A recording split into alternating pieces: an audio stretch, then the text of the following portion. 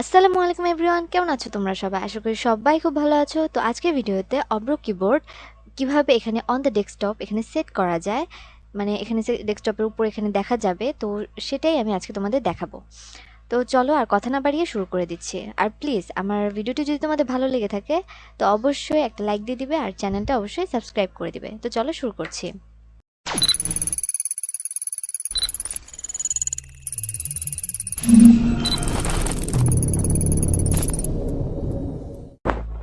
এই তো আমি এখন ডেস্কটপে চলে এসেছি।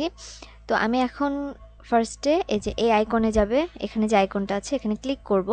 করার পরে এখন তুমি লিখে দিতে পারো ভি, লিখলেই তোমার অবরোধ চলে আসবে। এটা একটা উপায়। আরেকভাবে তুমি করতে পারো, আবার ক্লিক করে তুমি এখানে খুঁজে নিতে পারো। যেখানে তো সবগুলো দেওয়াই আছে। তো আমি ফার্স্টের দিকে পেয়ে গেছি আমার অব্রো কিবোর্ড। তো আমি এখানে ক্লিক করলাম। তো দেখো আমার এখানে কি শো করতেছে। দেখো এখানে আমাকে বলতেছে Avro keyboard is already running on this system and running more than one instance is not allowed. Okay, so তোমার এখানে এটা অলরেডি রান হচ্ছে, তো এটাকে আর ডিস্টার্ব না করতে বলছে। তো এখন আমি এটাকে কিভাবে নিয়ে আসবো এখানে, তাই না? তো চলো আমরা দেখি কিভাবে নিয়ে আসা যায়। তো আমি এখন এই যে এখানে টাস্ক বারে এসে টাস্ক বারে এই যে এই আইকনটাতে ক্লিক করবে, এই যে শো হিডেন আইকনসে ক্লিক করবে। করার পরে এখানে দেখো এখানে অনেকগুলো হিডেন আইটেম আছে।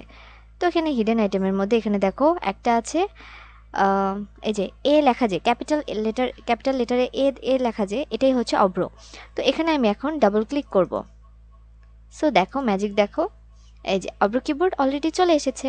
তো এইভাবে করে তুমি তোমার অন দ্য ডেস্কটপ তুমি কিবোর্ডটা সেট করতে পারবে। তো এটাকে দেখো আমি আবার নামিয়ে নিচেও রাখতে পারবো, যেখানে আমার দরকার এখানে রাখতে পারবো,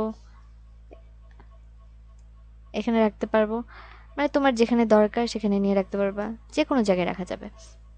তো আপাতত আমি এখানেই রেখে দিলাম। তো আশা করি তোমাদের প্রবলেমটা সলভ হয়ে গেছে, যাদের এই ধরনের প্রবলেম হয়।